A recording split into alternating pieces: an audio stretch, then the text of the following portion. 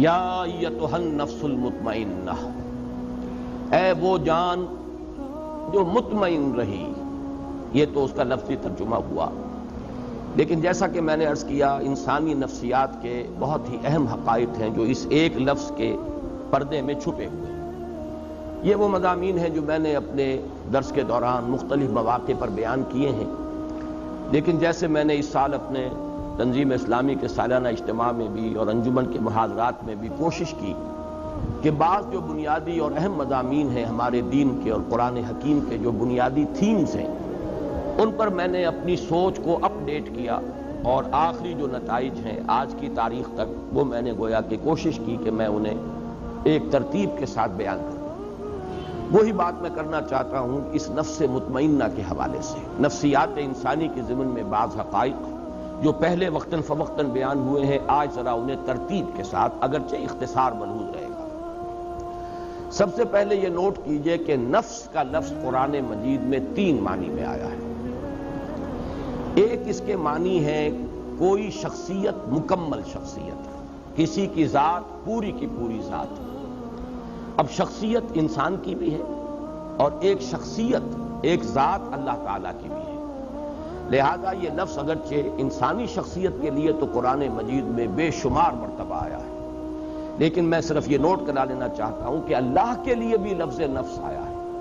حالانکہ ایک اعتبار سے یہ لفظ جو ہے گھٹیا معنی میں استعمال ہوتا ہے، یعنی نفس امارہ، لیکن یہ ہے کہ اللہ تعالیٰ کی ذات کے لیے بھی یہ لفظ قرآن مجید میں 4 مقامات پر آیا ہے، کیونکہ اس سے مراد ہے ذات باری تعالیٰ، ایک پوری شخصیت جس کو اقبال نے اپنے لیکچرز میں کہا ہے دی انفائنائٹ ایگو، وہ جو ایک خودی ہے. انائے کبیر وہ ایک ذات ہے، وہ ایک شخصیت ہے. وہ صرف کوئی وجود مطلق نہیں ہے، وہ صرف کوئی روح کائنات نہیں ہے، وہ صرف کوئی بے جان مادہ نہیں ہے، بلکہ ایک شخصیت ہے، ایک ذات ہے، مکمل شخصیت، مکمل ذات، انائے کبیر، وہ جو انفائنائٹ ایگو ہے. چنانچہ یہ نوٹ کر لیجئے سورہ آل عمران کی آیات نمبر 28 اور نمبر 30 میں 2 مرتبہ یہ الفاظ آئے وَيُحَذِّرُكُمُ اللَّهُ نَفْسَهُ، اللہ ڈراتا ہے تمہیں اپنی ذات سے، یعنی اللہ کی ذات سے. اللہ تعالیٰ تمہیں ڈرا رہا ہے کہ اس سے ڈرو، مجھ سے ڈرو. یہاں پر اللہ کی ذات کے لیے 2 مرتبہ نفس کا لفظ آیا وَيُحَذِّرُكُمُ اللَّهُ نَفْسَهُ. اسی طریقے سے سورہ انعام میں بھی 2 جگہ پر، آیت نمبر 12 ہے اور آیت نمبر 54. آیت نمبر 12 میں فرمایا کتب علی نفسہ الرحمہ، اللہ تعالیٰ نے اپنی ذات پر واجب کر لی ہے رحمت. رحمت کو اس نے اپنی ذات پر، اپنے آپ پر واجب کر لیا. یہ میں اس لیے مثال دے رہا ہوں کہ اپنا آپ، اپنی ذات، اس کے لیے انسانوں کے لیے تو بے شمار مرتبہ لفظ نفس آیا ہے قرآن مجید میں، لیکن ذات باری تعالیٰ کے لیے بھی لفظ نفس کا اطلاق 4 جگہ ہے. سورہ انعام کی آیت نمبر 54 میں فرمایا کتب ربکم علی نفسہ الرحمہ، تمہارے رب نے اپنی ذات پر، اپنے آپ پر رحمت واجب کر لی، لکھ لی. تو یہ 4 مقامات ہیں قرآن مجید کے جن میں ذات باری تعالیٰ پر بھی لفظ نفس کا اطلاق ہے. اور ایک اس وقت ذہن میں آیا ہے کہ یہ نوٹ کرا دوں کہ یہ اصول میں نے بارہا عرض کیا ہے کہ اہم مضامین قرآن مجید میں 2 دفعہ ضرور آتے ہیں. اب دیکھیے یحذرکم اللہ نفسہ 2 جگہ آ گیا ایک ہی صورت میں سورہ آل عمران میں. کتب علی نفسہ الرحمہ یا کتب ربکم علی نفسہ الرحمہ، یہ بھی 2 مرتبہ آ گیا سورہ انعام. تو ایک مفہوم تو لفظ نفس کا ہے کسی کی شخصیت، کسی کی ذات، پوری کی پوری شخصیت پر لفظ نفس کا اطلاق. دوسرے معنی میں انسان کی شخصیت کے حیوانی پہلو پر اس لفظ کا اطلاق ہوتا ہے. اب اس کے پیچھے وہ پورا فلسفہ جو میں بارہا بیان کر چکا ہوں کہ قرآن مجید سے جو رہنمائی ملتی ہے وہ یہ ہے کہ انسانی شخصیت کمپوزٹ ہے، مرکب وجود ہے انسان کا. ایک اس کا حیوانی وجود ہے، وہ خاکی الاصل ہے، زمین سے، مٹی سے، کرسٹ آف دی ارتھ سے جو ہے یہ وجود میں آیا ہے، کلے سے. اور ایک اس کا روحانی وجود ہے، وہ عالم امر سے متعلق ہے، اس کا ایک خصوصی ربط اور تعلق ہے ذات باری تعالیٰ کے ساتھ. وَنَفَخْتُ فِيهِ مِن رُوحِي، یہ دونوں بڑے متضاد ہیں اپنے تقاضوں کے اعتبار سے بھی اور اپنے اوریجن کے اعتبار سے بھی. ایک کا منبع زمین ہے، ایک کا جو بھی جہاں سے اس کا تعلق ہے وہ عالم علوی ہے، وہ بلند عالم ہے. اس میں یوں سمجھ لیجئے کہ انسانی شخصیت کا جو حیوانی پہلو ہے اس کے لیے لفظ نفس آتا ہے۔ یہی وجہ ہے کہ اس حیوانی پہلو کا اگر خلاصہ اور لب لباب آپ کہیں گے تو وہ ہے جان، حیات، جو حیوانات میں بھی ہے۔ کتے میں بھی جان ہے، بلی میں بھی جان ہے، گھوڑے میں بھی جان ہے، گدھے میں بھی جان ہے، گھاس کے تنکے میں بھی جان ہے۔ یہ تمام جو ہے، چاہے وہ نباتاتی حیات ہو اور چاہے وہ حیواناتی حیات ہو، زمینی حیات جو ہے، اس میں زندگی جو ہے قدر مشترک ہے۔ انسان کا بھی جو حیوانی وجود ہے وہ صرف جسم نہیں، جسم جمع حیات، یہ زندگی جو ہے یہ ہے در حقیقت جو حیوان انسان ہے۔ تو اس کا چونکہ لب لباب جو ہے اس حیوانی وجود کا وہ ہے جان، لائف، حیات، اس لیے سورہ انعام ہی کی آیت نمبر 93 میں فرمایا گیا کہ فرشتے جب روح قبض کرنے کے لیے، جان نکالنے کے لیے آتے ہیں۔ اب یہ روح قبض کرنے کا لفظ بھی میری زبان پر آ گیا غلط العام کے اعتبار سے، حالانکہ اس وقت جان قبض کی جاتی ہے، جان نکالی جاتی ہے، روح کا معاملہ نہیں ہے، وہ ایک علیحدہ بحث ہے۔ اس کے لیے جو الفاظ آئے ہیں اخرجوا انفسکم الیوم تجزون عذاب الہون، نکالو اپنی جانیں، آج تمہیں عذاب دیا جائے گا جو رسوائی والا عذاب ہے، رسوا کن عذاب ہے۔ تو جان جب نکلتی ہے اس حیوانی وجود میں سے تو وجود تو یہی رہ گیا، جسم تو رہ گیا یہ، لیکن جسم تو در حقیقت مٹی کا ایک ڈھیر ہے، مٹی سے آیا ہے۔ اس کا جو اصل حاصل ہے خلاصہ، جیسے کہ کتے میں اس کی جان جو ہے وہ اصل شے ہے، ورنہ اس کے بعد جو ہے گل سڑ جائے گا اور اس کا کوئی حقیقی وجود نہیں ہے۔ اسی طرح حیوانی وجود جو انسان کا ہے اس کا بھی اصل لب لباب جان ہے، حیات ہے، لائف ہے، باقی ورنہ یہ جسم جو ہے یہ تو تحلیل ہو کر اور منتشر ہو کر مٹی میں مل جائے گا۔ تو جان کے لیے بھی اس قرآن مجید میں لفظ اخرجوا انفسکم، نکالو اپنی جانیں۔ اور یہی دوسرا پہلو ہے کہ جس کے لیے سورہ یوسف کی آیت نمبر 53 میں اور جو 13ویں پارے کی پہلی آیت ہے اس میں لفظ آیا ہے ان النفس لامارۃ بالسوء۔ کیونکہ یہ حیوانی وجود ہے انسان کا، تو جو حیوانی جبلتیں ہیں، جو اینیمل انسٹنکٹس ہیں، جو محرکات عمل ہے حیوانی، وہ سب کے سب اس کے ساتھ متعلق ہے۔ یہ ہمارے حقیقی وجود کا ایک رخ ہے، ایک پہلو ہے۔ یہ آدھا وجود ہے انسان کا جو حیوانی وجود ہے، اس اعتبار سے اس کے لیے نفس کا لفظ آیا، لیکن نفس کے ساتھ صفت آئی ان النفس لامارۃ بالسوء، جس کے لیے کہ ہمارے ہاں عام طور پر، خاص طور پر صوفیانہ لٹریچر میں نفس امارہ کا لفظ استعمال ہوتا ہے، حالانکہ قرآن مجید میں یہ ترکیب اس طور سے نہیں آئی، النفس الامارہ یہ لفظ نہیں آیا، ان النفس لامارۃ بالسوء، یعنی یہ جو حیوانی نفس ہے انسان کا یہ تو لازماً برائی کا حکم دے گا۔ کیوں دے گا؟ اس لیے کہ یہ اینیمل انسٹنکٹس جو ہیں یہ بلائنڈ ہیں۔ انسان کو بھوک لگتی ہے، پیٹ کھانے کو مانگتا ہے، اسے اس سے غرض نہیں ہے کہ وہ حلال کھانا کھا رہا ہے یا حرام کھا رہا ہے، اسے تو اپنی بھوک کی سیٹسفیکشن درکار ہے۔ پھر یہ کہ وہ فی نفسہ ہی وہ گوشت جو ہے چاہے بکری کا ہے اور چاہے وہ سور کا ہے، نفس کو تو اس سے بھی تعلق نہیں۔ پھر بکری کا بھی ہے تو حلال ذریعے سے کمایا گیا یا حرام ذریعے سے کسی کی جیب کاٹ کر جا کر بکری کا گوشت خرید لیا گیا، ان چیزوں سے نفس کو بحث نہیں۔ اسے تو جو بھی ٹینشن اندر ڈیولپ ہو جاتا ہے، بھوک کا ٹینشن انسانی نفس کے اندر، اسے اپنی تسکین چاہیے اور وہ تسکین پیٹ کو بھرو۔ اسی طرح شہوت ہے، جنسی جذبہ ہے، وہ تو اپنی تسکین چاہتا ہے، گریٹیفیکیشن چاہتا ہے، اسے اس سے غرض نہیں حرام راستے سے ہو، حلال راستے سے ہو، برائی سے ہو، بھلائی سے ہو، جائز سے ہو، ناجائز سے، اسے اس کی کوئی غرض نہیں۔ تو یہ جو انسان کے جو حیوانی جبلتیں ہیں، حیوانی انسٹنکٹس ہیں، یہ جو اس کے محرکات عمل ہے حیوانی، یہ رجحانات و میلانات جو حیوانی ہیں، یہ چونکہ اندھے ہیں، انہیں خیر اور شر اور انہیں حلال و حرام اور جائز و ناجائز سے بحث نہیں ہے، لہذا ان کے لیے فرمایا گیا یہ تو برائی کا حکم دیں گے۔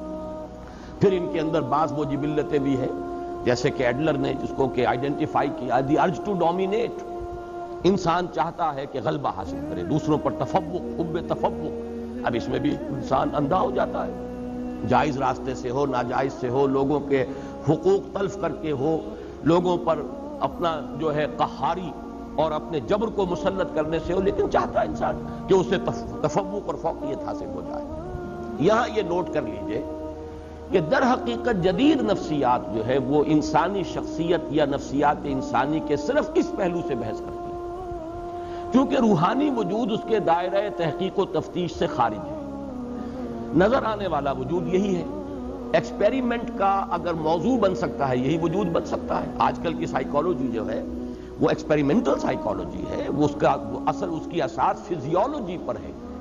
علم عضویات جو ہے، انسان کے جو اعضاء ہیں ان کا وظائف الاعضاء، یہ اس کی بنیاد ہے، اور اس کے لیے سائنٹیفک اب تحقیقات ہوتی ہیں. نظریاتی پہلو اس میں بہت کم رہ گیا ہے، اصل جو ہے عضویاتی پہلو ہے اور سائنٹیفک اور حقائق کے پہلو. تو ظاہر بات ہے اس کا موضوع بنے گا انسان کا یہ حیوانی وجود. یہی ہے کہ جس کو آپ دیکھ سکتے ہیں، اس کی تحلیل کر سکتے ہیں، اس کا تجزیہ کر سکتے ہیں. تو یہ جو موضوع ہے جدید نفسیات کا، اس میں کوئی شک نہیں کہ ماننا پڑتا ہے کہ بہت سے ماہرین نفسیات جو ہیں، جدید نفسیات کے ماہر، انہوں نے واقعتاً بڑی گہرائی میں مشاہدہ کیا ہے. اگرچہ جو اس پر انہوں نے پھر جو نظریات ڈیولپ کیے ہیں، چونکہ یکرخا مطالعہ ہے ان کا، انسان کی پوری شخصیت تو ان کے موضوع غور و فکر کا موضوع ہی نہیں ہے. انسان کا جو روحانی وجود ہے وہ ان کے دائرہ تحقیق و تجسس میں آتا ہی نہیں، لہذا وہ یک طرفی بات ہے. جیسے کہ دجال کے بارے میں، فتنہ دجالیت کے بارے میں کہا کہ وہ یک طرفہ ایک ترقی ہے انسان کی. مادی علم کی ترقی ہو رہی ہے، ٹیکنالوجی کی ترقی ہو رہی ہے، روحانیات و اخلاقیات جو ہیں وہ پستی میں چلے جا رہے ہیں. ایک آنکھ والا معاملہ ہے، وہ آنکھ خوب کھلی ہوئی ہے. چاہے وہ فرائڈ ہو، چاہے وہ ایڈلر ہو، چاہے وہ میکڈوگل ہو، چاہے وہ ینگ ہو، چاہے وہ مارکس ہو، ان تمام مفکرین نے نفسیات انسانی کا جو جائزہ لیا ہے تو ایکویٹی آف آبزرویشن جس کو ہم کہیں گے، ایکویٹی آف ویژن، دیکھا بہت ہے، بہت ایکیوٹلی مشاہدہ کیا، اس میں کوئی شک نہیں. لیکن یہ کہ اس پر بھی جو نظریات انہوں نے بنائے ہیں میں ان کی تائید نہیں کر رہا. اس وقت جو تحسین کر رہا ہوں وہ صرف ان کے گہرے مشاہدے کی. لیکن یہ کہ یہ بات نوٹ کر لیجئے کہ ان کا یہ سارا مطالعہ انسان کی حیوانی نفسیات سے متعلق ہے. انسان کی اصل انسانی نفسیات جن کو ہم کہہ سکتے ہیں کہ وہ انسان کے روحانی وجود سے متعلق ہیں، اس کے ضمن میں وہ در حقیقت ان کی تحقیق اور جستجو کا میدان ہے ہی نہیں. اب تیسری بات نوٹ کیجئے کہ اصلاً اسلام اور قرآن نے جو ہدایت ہمیں دی ہے اس کے بارے میں پہلی بات تو میں عرض کر چکا ہوں کہ یہ کمپوزٹ وجود ہے، حیوانی وجود اور ایک روحانی وجود. لیکن قرآن سے ہمیں یہ معلوم ہوتا ہے کہ ایک حقیقت اور ہے انسان کے اندر جو ان دونوں کے بین ہے. انسان کا ایک وجود روحانی وجود، ایک حیوانی وجود، حیوانی داعیات، حیوانی محرکات، حیوانی رجحانات، حیوانی میلانات، حیوانی محرکات عمل. روح، اس کے تقاضے، اس کی پل، وہ بلندی کی طرف لے جانا چاہتی ہے انسان کو، یہ پستی کی طرف لے جانا چاہتے ہیں انسان کو.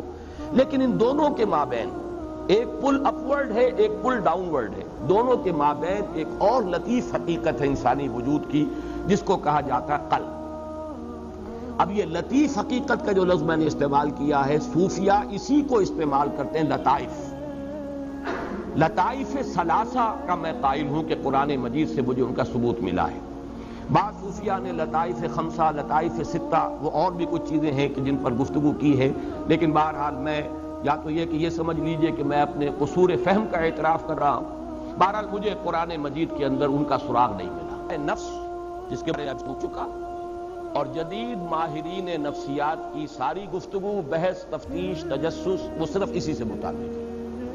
لطیفہ روح جو بلند ہے اور لطیفہ قلب. اب میں آپ کو پہلے یہ عرض کر دوں کہ ان کا ایک بڑا ہی ایک ربط قائم ہوتا ہے جو فرائڈ نے جو 3 لیولز معین کیے ہیں انسانی شخصیت کے. اور یہ میں نے جیسا کہ ابھی عرض کیا کہ میں اس کے مشاہدے کی گہرائی کا اور ایکویٹی آف آبزرویشن کا بہت قائل ہوں. اگرچہ جو نظریات اوپر اس نے بنائے ہیں وہ بڑے گمراہ کن ہیں، لیکن بنیادی آبزرویشن صحیح ہے. انسانی نفس میں اس کے محرکات کے اعتبار سے 3 لیولز آئیڈینٹیفائی کیے فرائڈ نے. لوئسٹ ہے اڈ اور لیبیڈو. اڈ یا لیبیڈو یہ کیا ہے؟ یہ حیوانی جبلتیں، حیوانی تقاضے، انسان کا جو حیوانی وجود ہے اس کا جو میلان ہے، اس کا جو رجحان ہے، یہ کیا ہے؟ اڈ اور لیبیڈو، جس کا تعلق ہے بطن سے، فرج سے، حیوانی تقاضوں سے. اس سے بلند تر سطح پر وہ کہتا ہے ایگو، خودی. کوئی اور شے ہے جو کنٹرول کرتی ہے لیبیڈو کو، اڈ کو، لیبیڈو کو کنٹرول کرنے والا کوئی ہے انسان کے اندر جس کو وہ ایگو سے تعبیر کرتا ہے. اور اس سے اوپر ایک اور شے کو اس نے مشاہدہ کیا اور اس کو وہ تعبیر کرتا ہے سپر ایگو. اس ایگو سے اوپر بھی ایک ایگو ہے، ایک اور بلند تر خودی ہے ایک خودی عام ہے اور ایک خودی اس سے بھی بلند ہے، سپر ایگو۔ اس سپر ایگو کی جو توجیہ اس نے کی ہے وہ گمراہ کن ہے، لیکن میں جو اس وقت اس کی طرف تعریف کر رہا ہوں وہ اس اعتبار سے کہ 3 لیولز کو جو اس نے آبزرو کیا اور آئیڈینٹیفائی کیا، یہ بھی اس کے مشاہدے کی گہرائی جو ہے اور اس کے اوپر دلالت کرتا ہے۔ ان لطائف ثلاثہ جو کورسپونڈنگلی قرآن مجید میں آئے ہیں، وہ نفس امارہ یا حیوانی نفس، یہ ہے اِڈ یا لیبیڈو۔ ایگو یہ قلب ہے، لطیفہ قلب، اور سپر ایگو یہ در حقیقت لطیفہ روح ہے۔ یہ 3 لطائف ہیں انسان کے اندر۔ اب نوٹ کیجئے اس کو، روح کا مسکن ہے قلب، روح مکین ہے قلب کی، اور باقی پورا وجود حیوانی جو ہے وہ گویا کہ وہ انسان کے اِڈ یا لیبیڈو سے عبارت ہے، وہ نفس امارہ ہے۔ اب قرآن مجید جو ہمارے سامنے حقائق بیان کرتا ہے، ان کو اگر اس ترتیب سے میں بیان کروں تو یوں ہے کہ قلب منبع ارادہ ہے۔ ہمارے وجود میں ارادہ جو ہے اس کا منبع اور سرچشمہ دل ہے، قلب ہے۔ وہ جو غالب نے کہا جانتا ہوں ثواب طاعت و زہد پر طبیعت ادھر نہیں آتی، دل نہیں مانتا، دل نہیں راغب ہو رہا، دل مان جائے تو بس پھر تو ہر معاملہ درست ہو جائے گا۔ یہ دل جسے ہم کہتے ہیں یہ قلب منبع ارادہ ہے۔ البتہ اس قلب کے اوپر، اور دیکھیے لفظ قلب کیا ہے، قلب کا مادہ ہے جس کے معنی ہے بدلنا۔ جیسے اس دل کو میں نے بار عرض کیا ہے، یہ ہمارے جسم کا ایسا عضو ہے، یہ قلب، اسے کبھی آرام نہیں ہے، باقی تمام اعضاء کو آرام ملتا ہے، ہمارے تمام خلیات جو ہیں انہیں آرام ملتا ہے، دماغ بھی آرام کرتا ہے، کم سے کم 2-3 گھنٹے سوتا ہے، نہ خواب دیکھتا ہے نہ کچھ اور سوچتا ہے، لیکن یہ کہ اس کے بعد اس کا آرام پورا ہو جاتا تو خواب دیکھنا شروع کر دیتا۔ آپ سو رہے ہیں لیکن خواب دیکھ رہا ہے، وہ دماغ چل پڑا اس کی مشین، لیکن کچھ عرصہ اسے آرام کا درکار ہے، سوائے اس قلب کے کہ اس کے آرام کا مطلب موت ہے، فزیکل ڈیتھ، لہذا یہ ہر وقت کبھی سکڑ رہا ہے اور کبھی وہ پھیل رہا ہے، اس کے لیے ہر وقت تبدیلی کی کیفیت ہے، تو اس سے بھی ایک اس کے لفظ کا مناسبت قائم ہوتی ہے اس کی حقیقت کے ساتھ۔ اس قلب کے اوپر 2 اثرات پڑتے ہیں، ایک طرف روح کے اثرات پڑ رہے ہیں اور دوسری طرف نفس امارہ کی پل ہے اس پر، اور اس کو صحیح تر تعبیر کریں گے ہم ایمانی حقائق کی روشنی میں کہ یہ قلب جو ہے اس کے اندر روح انسانی ہے، جو روح ربانی ہے حقیقت کے اعتبار سے، نفخت فیہ من روحی۔ یا تو یہ قلب جو ہے شفاف آئینے کے مانند ہوتا ہے جس میں سے اس روح کے انوار چھن چھن کر پورے وجود کو نورانی بنا دیتے ہیں۔ نفس امارہ کی گرفت نہیں ہے قلب پر، بلکہ جو انوار روح ہیں، روح کے انوار، وہ قلب کے آئینے میں سے، شفاف آئینے میں سے چھن چھن کر باہر آ رہے ہیں اور پورے وجود کو منور کر دیا ہے۔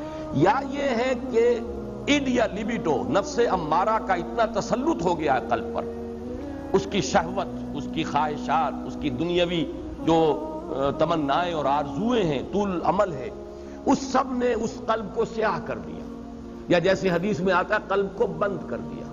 حضور نے باقاعدہ مٹھی بند کی۔ انسان جب گناہ کرتا ہے تو ایک داغ پڑ جاتا ہے، پھر گناہ کرتا ہے پھر دوسرا داغ پڑ گیا، توبہ کرتا ہے تو دھل جاتا ہے داغ، توبہ نہیں کرتا تو داغ پر داغ، یہاں تک کہ اسے ہم یہ بھی کہہ سکتے ہیں کہ وہ سیاہ ہو جاتا ہے۔ اگر سیاہ ہو گیا ہے تو اب روح جو ہے اندر دفن ہو گئی، اس کا نور اب نکل کر وجود انسانی میں سرایت نہیں کر سکتا۔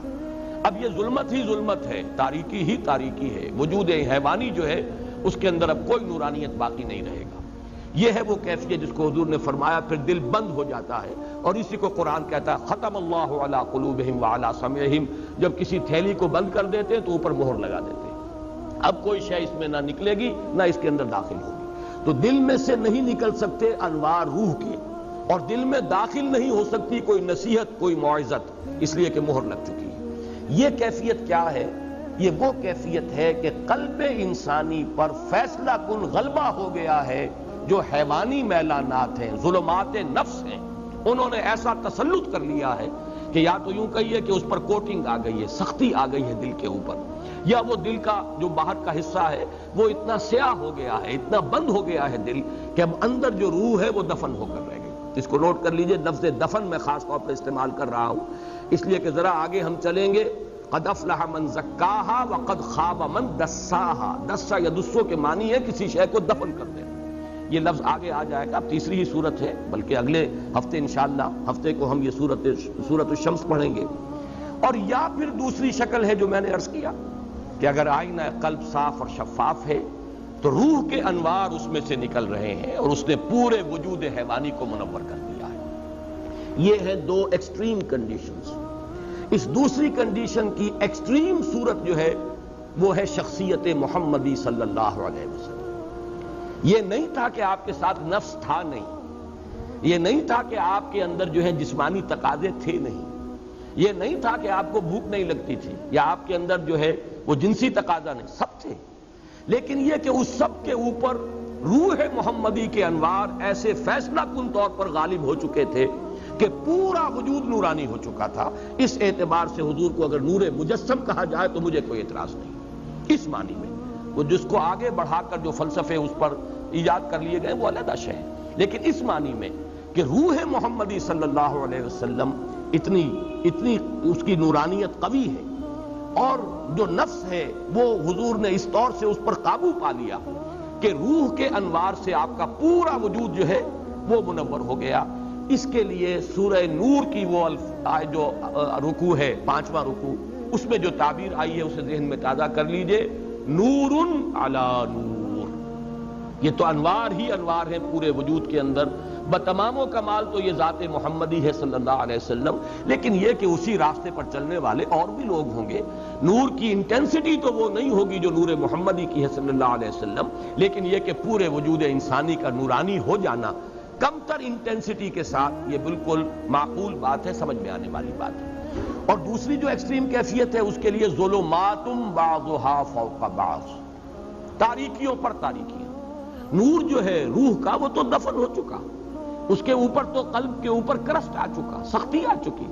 ثم قست قلوبکم فہی کالحجارۃ او اشد قسوہ، پتھر سے زیادہ سخت ہو چکے.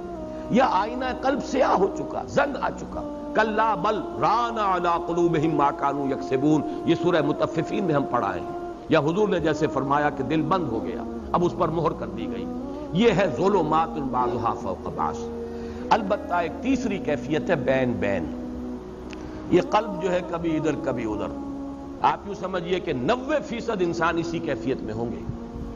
وہ لوگ کہ جن پر اس طریقے سے حیوانیت کا غلبہ ہو چکا ہو کہ کوئی خیر کا وجود ہی نہ رہے، یہ بھی ایکسٹریم لوگ کم ہوتے ہیں. کوئی نہ کوئی جھوٹی نیکی، ملمے کی نیکی، دکھاوے کی نیکی، ڈاکوؤں کے ہاں، جیب کتروں کے ہاں، بستہ الف اور بستہ بے کے بدماشوں کے ہاں، رنڈیوں کے ہاں، یعنی آبرو باختہ عورتوں کے ہاں ہوتی ہے کوئی نہ کوئی. محرم آیا تو کالے کپڑے پہن کر اور وہ سبیلیں لگائیں گی اور آئیں گی اور تازیوں میں کچھ نہ کچھ ہے اپنے نفس کو دھوکہ دینے کے لیے. کوئی نہ کوئی خیر جو ہے اس کا انسان اہتمام کرتا ہے. اسی کا ذکر آ رہا ہے سورہ بلد میں. احلقت مالا لبدا، میں نے تو بڑا مال لگا دیا، خرچ کر دیا.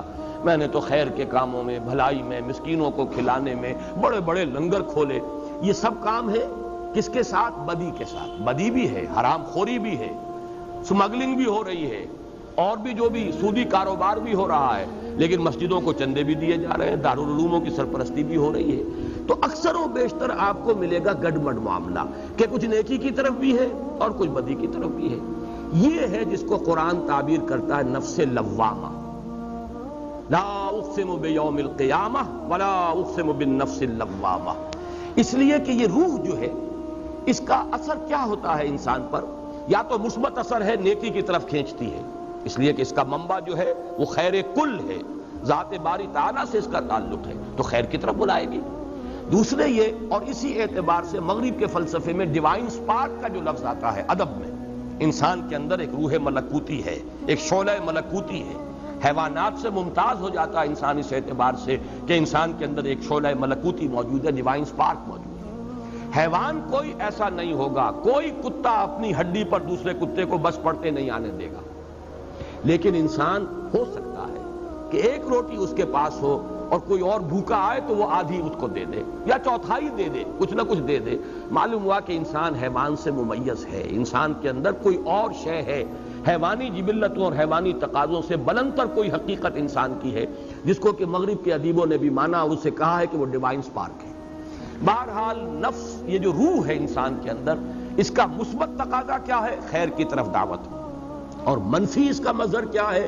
جب انسان کسی برے کام کا ارتکاب کرتا ہے تو ملامت، اسی کو آپ کہتے ہیں کانشنس، اسی کو آپ کہتے ہیں ضمیر، اسی کو قرآن نے کہا ہے نفس لوامہ، لا اقسم بیوم القیامہ ولا اقسم بالنفس اللوامہ، یہ نفس لوامہ ہے۔ تو گویا کہ یہ جو ہماری صوفیانہ اصطلاحات ہیں، نفس امارہ سے مراد ہمارا حیوانی وجود جو بلائنڈ ہے، اسے خیر شر سے، حلال حرام سے، جائز ناجائز سے کوئی بحث نہیں۔ اگر یہ غالب آ گیا تو ظلمات بعضها فوق بعض، کوئی ملمے کی نیکی بھی نظر نہیں آئے گی، جھوٹ موٹ کی بھی کوئی روشنی نظر نہیں آئے گی۔ اور دوسرا کیا ہے؟ اگر انسان کچھ خیر کی طرف بھی چلتا ہے اپنی روح کے تقاضے کے تحت، اور اگر کوئی برا کام کرتا ہے، نفس کا غلبہ ہو گیا، شہوات کا غلبہ ہو گیا، خواہشات کا غلبہ ہو گیا، بری حرکت سرزد ہو گئی، تو پھر اندر سے وہ روح جو ہے ملامت کرتی ہے، وہ ضمیر جو ہے مائی کانشنس از بائٹنگ می، میرا ضمیر مجھے ملامت کر رہا، یہ نفس لوامہ ہے۔ اس کو تعبیر کرتے ہیں یہ نفس کی اس سے ایک بہتر اور اعلیٰ تر شکل ہے۔ بلند ترین شکل جو ہے وہ نفس مطمئنہ، جبکہ انسان کی روح کو تمکن حاصل ہو جائے وجود انسانی پر۔ نفس ہے لیکن نفس اب انسان کو ڈکٹیٹ نہیں کر سکتا، غلط راستے پر نہیں لے جا سکتا، جس کو حضور نے تعبیر کیا ہے، چونکہ اس کی کامل مثال میں عرض کر چکا ہوں، صرف ذات محمدی ہے صلی اللہ علیہ وسلم، کہ حضور نے جب فرمایا کہ ہر انسان کے ساتھ ایک شیطان ہوتا ہے، اور کسی نے بڑی ہمت کی جو پوچھ لیا کہ حضور کیا آپ کے ساتھ بھی شیطان ہے؟ آپ نے فرمایا ہاں ہے، لیکن میں نے اسے مسلمان کر لیا، یعنی وہ شیطان بھی ہے، وہ نفس بھی ہے، لیکن میں نے اسے مسلمان کر لیا، میرا اس کے اوپر کنٹرول ہے، میں قابو یافتہ ہوں، اور جب قابو یافتہ ہوں تو میری روح جو ہے یہ ہے وہ کیفیت جس کو نفس مطمئنہ۔ یہاں اب میں چاہتا ہوں کہ اس کے ساتھ دوسرا لفظ ایڈ کیا ہے؟ یا ایتھا النفس المطمئنہ۔ ابھی تک میں نے عرض کیا ہے کہ نفس کا لفظ مکمل شخصیت کی توجیہ کے لیے بھی آتا ہے، تعبیر کے لیے۔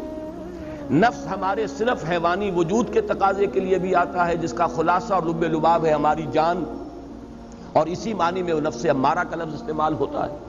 پھر نفس بحیثیت کل جب آئے گا تو نفس مطمئنہ یہ پوری انسانی شخصیت کی وہ کیفیت کہ جس میں انسان کا لطیفہ روح جو ہے اس درجے غالب آ چکا ہے پورے وجود پر کہ وہ لطیفہ نفس جو ہے وہ ہوتے ہوئے بھی غیر مؤثر ہو گیا، اور تمکن حاصل ہو گیا اس کے پورے وجود پر، حکمرانی اور تسلط جو ہے وہ ہو گیا ہے اس کے روحانی وجود کا۔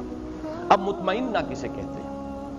اطمئنان، یہ ہم اردو میں اس کو لکھتے ہیں تو اطمینان لکھتے ہیں یہ کے ساتھ، عربی میں اصل میں یہ لفظ ہے اطمئنان حمزہ کے ساتھ۔ هو الاستقرار والثبات، کسی چیز پر جم جانا، یہ ہے در حقیقت اطمینان کا اصل مطلب۔ اس اطمینان کے دو رخ ہیں، اور یہ میں اس مرتبہ اپنے حقیقت ایمان والی بحث میں ایمان کا امن سے تعلق اس میں تفصیل سے بیان کر چکا ہوں اس مرتبہ کے محاضرات میں۔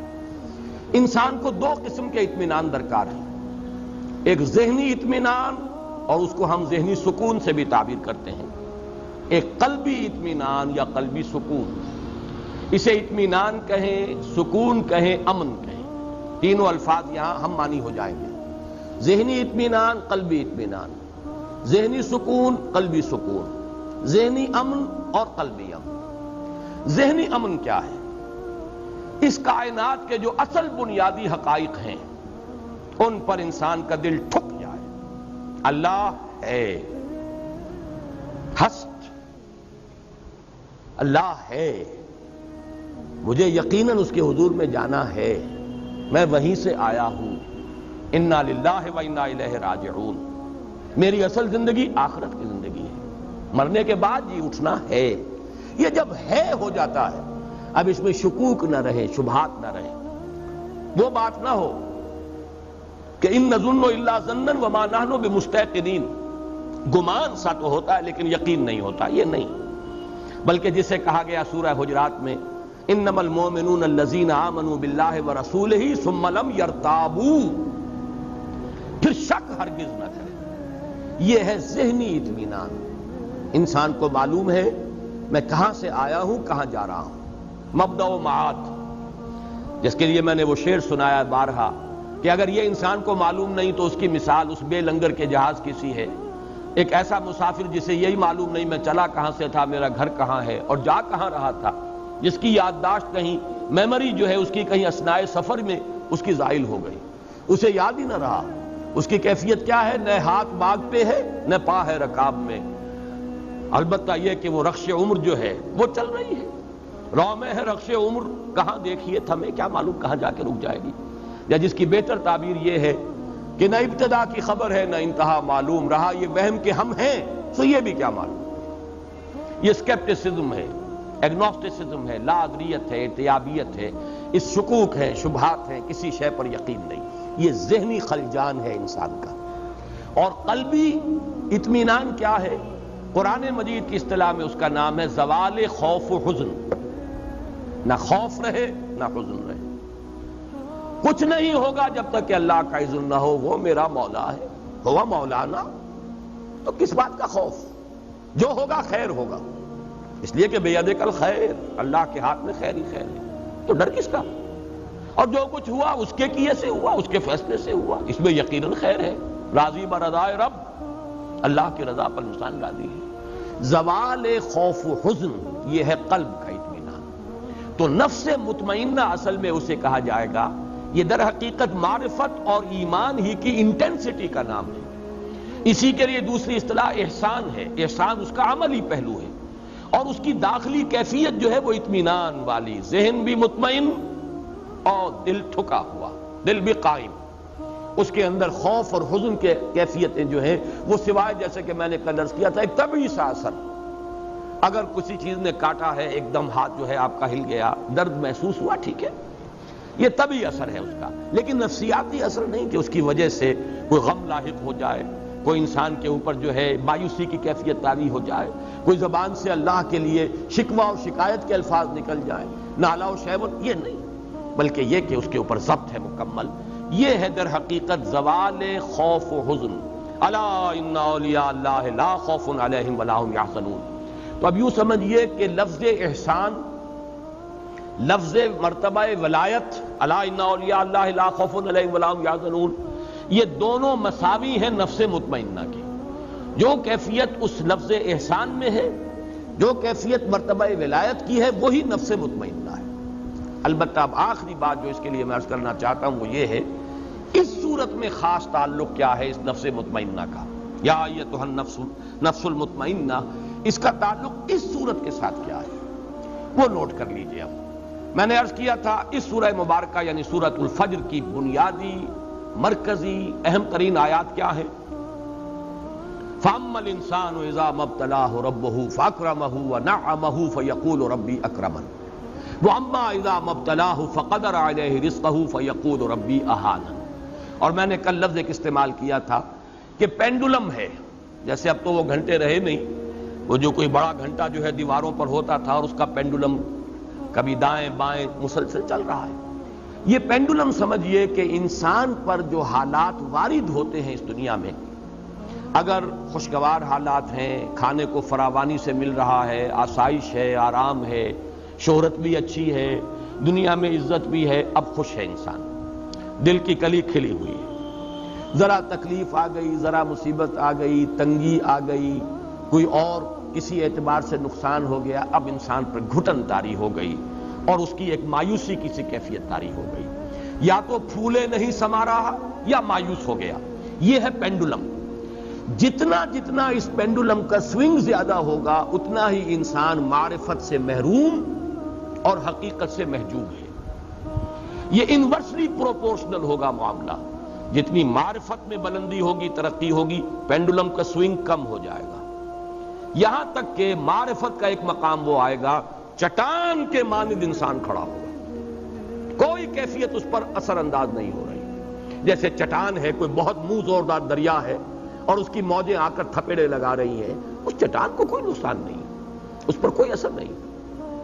یا کوئی بڑا سا پتھر بھی آ گیا لڑکتا ہوا پانی کے اندر، دریائے کنہار میں تو نظر ہی آ جائے گا آپ کو، لیکن اس چٹان سے کیا کرے گا؟ سر پھوڑے گا اور خود چل دے گا، خود ٹوٹ جائے گا. چٹان کو کچھ نہیں کہہ سکتا.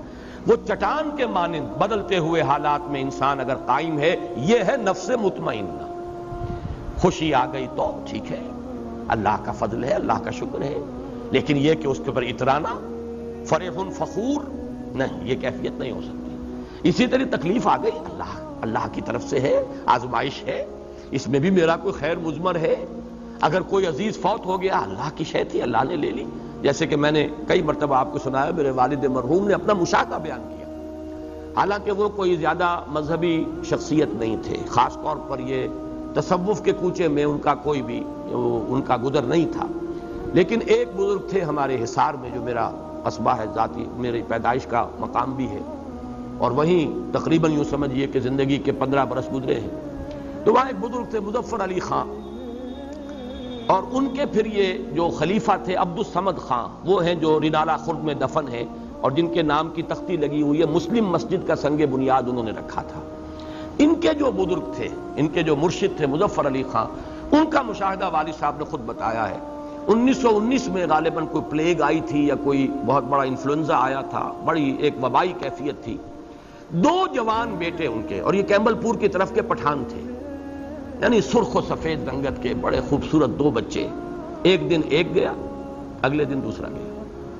والد صاحب کہتے ہیں کہ میں ان کے پاس گیا ہوں، خیال تھا یہ کہ کچھ دیکھیں گے، لوگ تعزیت کر رہے ہوں گے، لیکن ان کا چہرہ جیسے ہمیشہ دمکتا ہوا ہوتا تھا ویسے ہی دمکتا ہوا اس دن بھی تھا۔ کوئی تعزیت کرتا تھا تو کہتے بھائی ٹھیک ہے، کوئی بات نہیں، اللہ کی چیز تھی، اللہ نے لے لی، وہ کہیں ختم تو نہیں ہو گئے، اللہ کے ہاں چلے گئے ہیں۔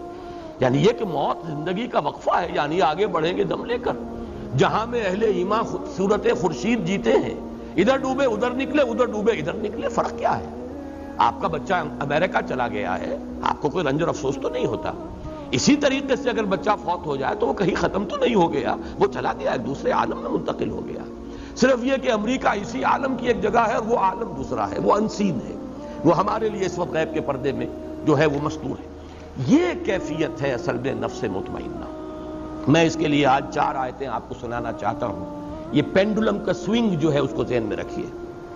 سورہ بنی اسرائیل کی آیت نمبر 83، وَإِذَا أَنْعَمْنَا عَلَى الْإِنسَانِ أَعْرَضَ وَنَأَىٰ بِجَانِبِهِ، جب ہم اس انسان پر نعمتوں کی بارش کرتے ہیں تو اعراض کرتا ہے، ہمیں بھول جاتا ہے، پہلوت ہی کر جاتا ہے۔ وَإِذَا مَسَّهُ الشَّرُّ كَانَ يَئُوسًا، اور جب کوئی تکلیف آتی ہے بالکل مایوس ہو کر، چرمر ہو کر رہ جاتا ہے کہ اب کوئی اس کی زندگی میں نہ کوئی عزم ہے نہ ارادہ ہے، کمر ہمت ٹوٹ گئی۔ یہ ہے وہ جو میں جس کو کہہ رہا ہوں پینڈولم کا سوئنگ۔ اسی طرح سورہ شورى میں فرمایا وَإِذَا أَذَقْنَا الْإِنسَانَ مِنَّا رَحْمَةً فَرِحَ بِهَا، جب ہم انسان کو اپنے پاس سے رحمت کا مزہ چکھاتے ہیں تو فرح فخور اتراتا ہے، پھولے نہیں سماتا۔ وَإِن تُصِبْهُمْ سَيِّئَةٌ فَإِنَّ الْإِنسَانَ كَفُورٌ، اور اگر کوئی برائی ان پر آ جاتی ہے تو پھر انسان ناشکرا، بھول جاتا ہے کہ ہم نے کبھی اس پر احسان بھی کیا تھا، کوئی نعمت بھی اسے دی تھی، بھول گیا اور بالکل ناشکرا ہو گیا۔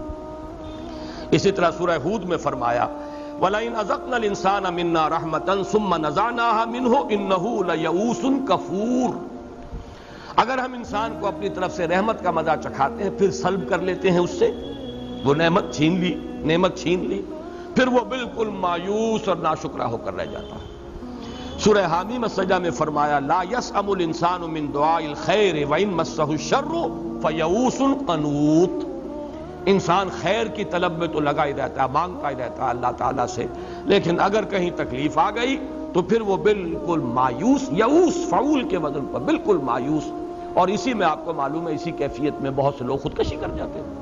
یئوس کفور اور یئوس قنوط، بالکل نا امید، اللہ تعالیٰ کی رحمت سے بالکل آس توڑ دینے والا۔ یہ ہے اصل میں وہ پینڈولم کا سوئنگ۔ یہ سوئنگ جتنا زیادہ ہے انسان معرفت سے اتنا ہی محروم ہے، محجوب عن الحقائق۔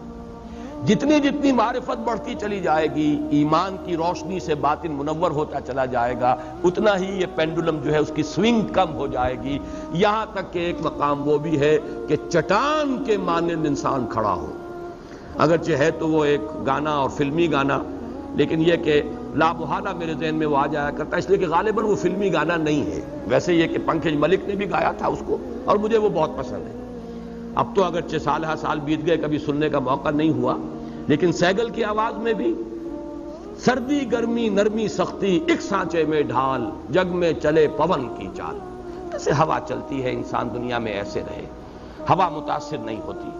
سردی گرمی نرمی سختی، کبھی نرمی آ گئی کبھی سختی آ گئی، کبھی گرمی آ گئی کبھی سردی آ گئی، لیکن متاثر نہ ہو انسان۔ بازار سے گزرا ہوں خریدار نہیں، ایسے گزر جاؤ۔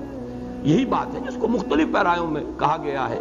کافر کی یہ پہچان کے آفاق میں گم ہے، اور مومن کی یہ پہچان کے گم اس میں ہے آفاق۔ ہوا جو ہے وہ اوپر ہی اوپر چل رہی ہے، وہ بدلتے ہوئے حالات سے زیادہ متاثر نہیں ہوتی، لیکن زیادہ صحیح لفظ اس کے لیے چٹان ہے۔ چٹان کے مانند انسان کا اندرونی شخصیت کھڑی ہوئی ہو، متاثر نہ ہو بدلتے ہوئے حالات سے۔ یہ ہے یا ایتھا النفس المطمئنہ، اس کے لیے وہ نوید ہے، اس کے لیے خوش آمدید تہنیت۔ ارجعی الی ربک راضیۃ مرضیہ، یہ الفاظ بارہا آئے ہیں۔